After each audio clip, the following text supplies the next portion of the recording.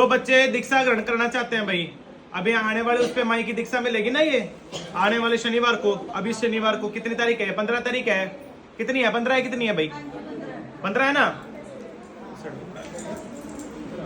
15 तारीख को जो दीक्षा मिलने वाली है उसमें कईयों को कुछ नियमों की पालना करनी पड़ेगी। क्या करना पड़ेगा वो हम बता देते हैं, क्योंकि अभी तक हमने ना कोई लिस्ट अपलोड करी है ना हमने कुछ बताया है, क्योंकि टाइम नहीं था। चक्कर ये है अभी 2-4 दिन आए तुम्हारे पास, अपना अच्छे से कर लोगे, कोई प्रिपरेशन कोई ऐसी टेंशन वाली बात ना है। ठीक, मेरी बात सुनो। 15 तारीख को पहली चीज तो जो बच्चे दीक्षा लेना चाहते हैं भाई, पहले तो भाई वो अपना आज से या कल से लाल वस्त्र धारण कर ले, काला वो बिल्कुल भी ना जो है पहने।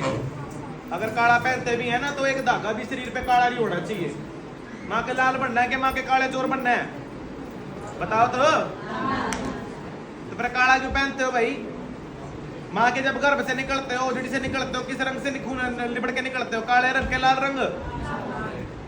तो फिर किस रंग के बन के आओगे?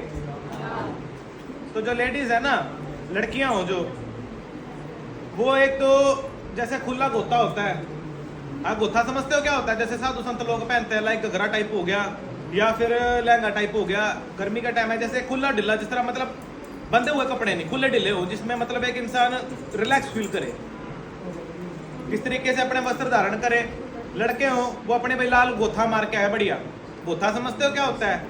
जैसे कुर्ता पजामा हो गया या नीचे चादरा वगैरह बांध लिया लाल रंग का, समझ गए? एक आसन भाई दिखा दो, आसन वहां पड़ा होगा ऐसा लाल रंग का, कोई भी आसन दिखा दो ऐसा। देखो कोई भी एक और आसन साथ ले आना भाई अपने, ये जरूरी है अपने साथ में।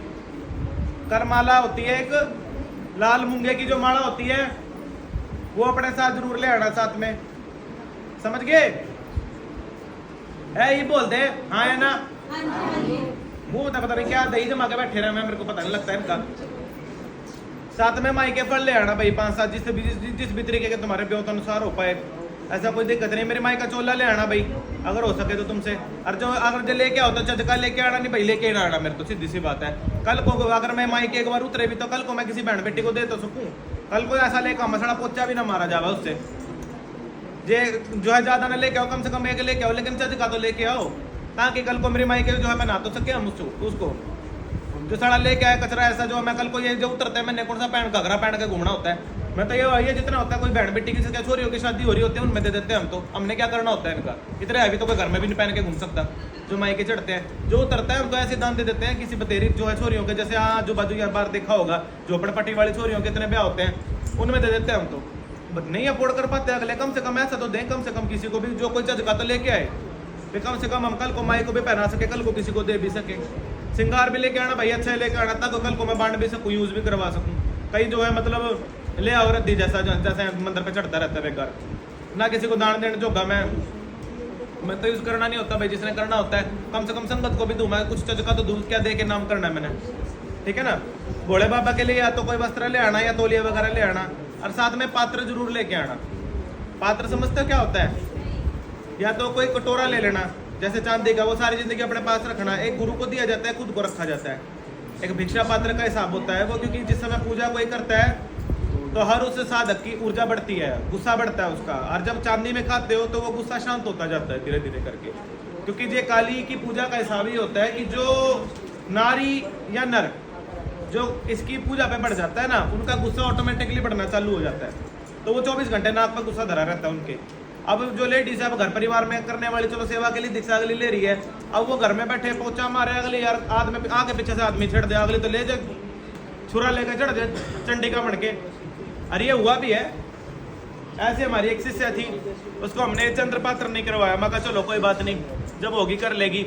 हुआ क्या, वो घर में पोचा मार रही, अब आके 100 प्रोग्राम हो रहा होगा अगला का, हस्बैंड वाइफ वाला, आगे अगले ने छेड़ दी पीछे से, वो बैठ के ध्यान कर रही होगी देवी माता का, वो लेके पड़ के दे लिया आदमी गोटे नीचे, वहीं छुरा लेकर चढ़ गई चंडी माता उस है के। अब ये नहीं पता किस जगह दिमाग पर चढ़ जाए, तो इसी से बचने के वास्ते इसमें खाना पीना चालू कर देना, तो गुस्सा शांत रहेगा तुम्हारा।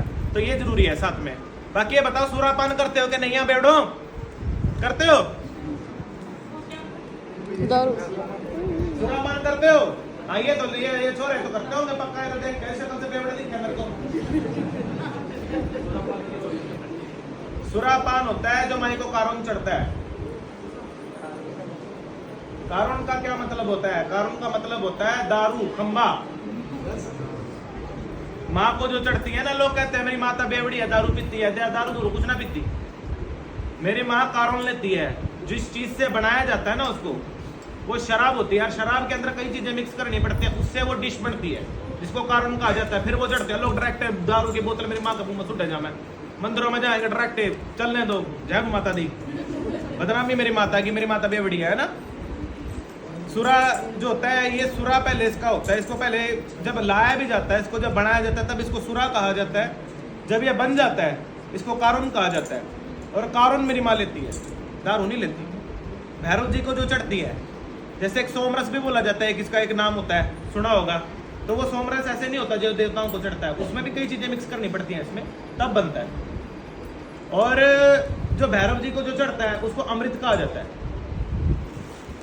जो तारा देवी को चढ़ता है, उसको बोलते हैं श्री दोदक कहा जाता है उसको। अब ये अलग अलग डिशेज होती हैं ये बनाने की, जो मेरी माता लेती है। अब लोग कहते हैं जी मेरी माता तो दारू पी के जो हटन रहती है। तो थोड़ा इसके पात्र के रूप में पात्र लेना पड़ता है। जो साधक होता है, जो देवी के मार्ग पे चढ़ता है, तो उसको सुरा लेनी पड़ती है थोड़ी बहुत, क्योंकि साधक जो लेता है उसको सुरा कहते हैं, माता जो लेती है उसको कारुण कहते हैं। तो इसकी पूजा में सुरा इंपॉर्टेंट होती है। सुरा ली भी जाती है, सुरा दी भी जाती है। तो अपने साथ सुरा जरूर लेके आना, समझ गए। और कोई भी मतलब मिष्ठान वगैरह फल यथाशक्ति अपने साथ ले आना भाई। यथाशक्ति अपनी दान दक्षिणा कर देना, जो तुमसे बन पाए। ठीक, जो करना अच्छा है करना भाई, ताकि कल को दो चीज़ मैं भी मंदिर पे बना सकूँ, लगा सकूँ। ये चीज़ है। और तो मैंने कुछ किससे कुछ मांगना नहीं, कुछ लेना नहीं देना नहीं। बाकी ये बताओ कि किन लोगों ने खून के छिट्टे दे रखे हैं, किन लोगों ने बलि चढ़ाई हुई है माता को? पहले सच बोलो मेरे को इस चीज़ में। जिन्होंने चढ़ा रखी है, चढ़ाई है, तो भाई उनको बलिदान भी चढ़ाना पड़ेगा फिर, क्योंकि जिन्होंने चढ़ा रखा है उनको बलि देनी पड़ेगी, अपने साथ एक छाग ले आना। और जिन्होंने नहीं चढ़ा रखा उनको जरूरत नहीं है। ऐसा है। या खुद का भी छिट्टा जैसे लोग होते हैं, दे देते हैं ना खूनों को, योगनियों का मंत्रण कर लेते हैं, डाकनियों का मंत्रण कर लेते हैं, तो उनको भी देना पड़ सकता है इस चीज़ में। जिन्होंने अब तक कुछ भी नहीं ऐसा किया है, तो उनको ऊपर ये नियम लागू नहीं होता।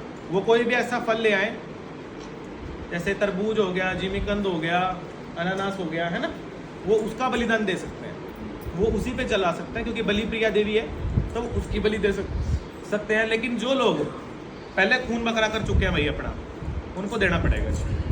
तो अपने साथ ये ले आना, बलिदान अपना बलि घर में करवा लेना, यहाँ पे कोई दिक्कत नहीं। तो ये जो है दीक्षा के नियम है भाई। अपनी यथाशक्ति अपनी दक्षिणा है, बस हम तो किसी से कुछ मांगते नहीं। ये चीज़ें हैं बस तुम्हारी साधना का। जो अपना जो तुम्हारा आसन उसन है साथ ले जाना, माला साथ ले जाना, अपने पात्र है वो साथ ले जाना, अपने सुरा चाहे अपने साथ ले जाना यहाँ से, बस यही चीज़, और कुछ ना है। माई का महापर्व है, अच्छे से मनाओ, क्योंकि साल भर की पूजा का भाग है और यही टाइम है असल में, नहीं अदरवाइज तो और कोई टाइम ही नहीं है भक्ति का। तो एक ये 3 दिन होते हैं, इसके बाद नवरात्रि चालू हो रही है गुप्त 5 तारीख से, 16 दिन की वो रहती है। हमारा तो मतलब ये पूरा महीना ही हमारा तो मतलब त्योहारों का बना पड़ा है हमारा। तो अभी 15 तारीख को तुम्हारी करेंगे, लगातार 15 से लेकर के 22 तक दीक्षाएं हैं। अब उसके बाद 22 से माता की जो है पर्व चालू हो जाएगा, या अखंड हवन चालू हो जाएगा, माँ के मंदिर के कपाट बंद हो जाएंगे 3 दिन के लिए। इसके बाद यहाँ से इस पीठ से मिलेगा सबको रजो वस्त्र माता का, माता के ब्लड से सना हुआ कपड़ा ये मिलेगा। फिर नवरात्रि चालू है, नवरात्रि खत्म होते 20 तारीख को हमारा बर्थडे है और 21 की गुरु पूर्णिमा है। इसी महीने नहीं है, अगले महीने मतलब। तो नेक्स्ट मंथ में मतलब 21 तारीख को गुरु पूर्णिमा है और 20 तारीख को हमारा बर्थडे है। हम तो शिष्यों से भी ये बात करते हैं, लोग कहेंगे कैसे पुजारी हैं, एक दिन पहले डिस्को डांस कर रहे हैं, अगले दिन जो आरतियां उतार रहे हैं, क्या करें, सेम ही सिस्टम ऐसा बन रहा है। तो ये बर्थडे तो मनाएंगे, अब किसको हक नहीं अपनी बर्थडे मनाने का, बताओ जरा, है या नहीं है? मेरे को भी तो फिर पार्टी करूंगा कि नहीं करूंगा मैं? तो फिर अगर बर्थडे होगा तो पार्टी भी करूंगा, गुरु पूर्णिमा होती तो फिर तो अपन चल मान लेते भी चलो ठीक है भजन कीर्तन करते, लेकिन बर्थडे है तो पार्टी करूंगा एक दिन पहले, तो अगले दिन भजन कीर्तन है। तो मैं वही सोच रहा हूँ, कई संगत पहले सोचे आप तो पहले क्लियर चिट दे देते हैं भाई, आप तो एक दिन पहले पार्टी मनाएंगे बढ़िया वाली। फिर कहेंगे अगले कहेंगे देख इन्होंने अलग ही जो इनकी चल रही है दुनियादारी में साहब, एक दिन पहले तो बड़े मॉडल बन रहे हैं, अगले दिन साधु बन गए। हम तो जैसे है सबके सामने, हम तो सीधा बता रहे एक दिन पहले बर्थडे मनाएंगे, और क्या क्या बर्थडे मनाएंगे, अपना बढ़िया बर्थडे मनाएंगे, अगले दिन जो है भाई अपना गुरु पूर्णिमा मनाएंगे हम। 20 जुलाई की बात है, 20 जुलाई को हमारा बर्थडे आता है, 20 का हमारा बर्थडे, 21 की गुरु पूर्णिमा। उसके बाद अगले महीने बीच में सावन चालू हो जाएगा, फिर देवदानी महोत्सव मनाएंगे। देवदानी समझते हो क्या होता है? देवदानी महोत्सव ये होता है जितने देवी देवता जो होते हैं ना अपना लोक छोड़ करके माता के मंदिर में आके वास करते हैं। पाताल के अंदर से भी जितनी शक्ति है वो जमीन पे आ जाती है। और वर्ष में एक महोत्सव ऐसा होता है, देवदानी महोत्सव, जिसमें शक्ति प्रदर्शन होता है,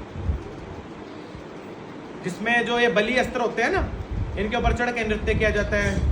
कांच के जो टुकड़े होते हैं उनके ऊपर चढ़ के नृत्य किया जाता है। जलते अंगारों के ऊपर नृत्य किया जाता है। जलते अंगार खाए जाते हैं। ये माँ कामाख्या का एक बहुत बड़ा उत्सव होता है जिसको देवदानी महोत्सव कहा जाता है। और ये भी साल में एक बार आता है। तब मनसा पूजा होता है और मनसा माई की पूजा के टाइम पे ये चीज़ होती है। और ये श्रावण मास में आता है। ये खत्म होते ही गणेश जी के पग पैर महोत्सव आ जाएगा। ये खत्म होते हैं गणपति जी चालू हो जाएंगे। गणपति जी खत्म होते जो पितृपक्ष चालू हो जाएगा। फिर से नवरात्रे, फिर काली पूजा। तो ये समझ लो कि अब ये त्योहारों का सिलसिला चालू हो चुका है। हर मंदिर में 10वें महीने में जाके छुट्टी मिलेगी। अब 10वें 11वें में तब थोड़ी ठंडक मिलेगी आराम से। तो ये चीज़ है। अब दीक्षा जो है भाई, मेरी बात सुन लो, आने वाले शनिवार को मिल जाएगी। ये हमने वीडियो में बता दिया भाई, अपना देख लेना अच्छे से, ठीक है ना। जिसको भी अगर हो या किसी को भी, क्योंकि ये वीडियो आप भी और बतेरे बच्चे हैं दीक्षा वाले, है ना, तो जिनको भी हो भैया अपना जो है देख लेना, अपना प्रोग्राम कर लेना। जो कुछ है हम पहले बता रहे हैं, जिन्होंने बलि आज तक नहीं दी उनको बलि करने की जरूरत नहीं है। बस अपना जो है तरबूज वगैरह होता है, कोई भी ऐसे जो बलि के फल होते हैं उनसे उनको करके अपना फुर्सत लेना भाई। जिन जो कर चुके हैं उनको करना पड़े तो अपने साथ ले आना ये चीज़ अपनी। और जो अगर लेके भी आओ तो ये भी ना हो कि किसी बच्चे की का हत्या हो। यहाँ दरबार पे ये भी नियम होता है, अगर चढ़ता है तो अगर वो छाग चढ़ रहा है, मतलब माने जो बकरा जिसको बोला जाता है, तो वो 13 महीने से ऊपर का होना चाहिए, 7 महीने से नीचे का नहीं होना चाहिए। जो बकरी चढ़ती है वो 9 महीने से नीचे की नहीं होनी चाहिए, नहीं तो उससे पहले की हत्या का पाप लगता है।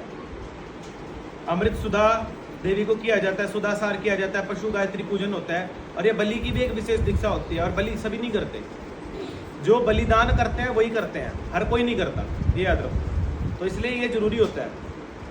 तो जो लोग कर चुके हैं भाई वो तो अपना लेके आए साथ में अपना। जो लोग नहीं कर चुके भाई अपने घर पे बैठो, कोई दिक्कत नहीं, उनको अपना साथ में, मतलब उसकी फिर उनके ऊपर नियम लागू नहीं होता भाई। आगे समझ के ना, चलो ठीक है भाई। सभी को जय माता दी हमारी ओर से। अब अपना ये प्रोग्राम चालू कर देते हैं अपना, ठीक।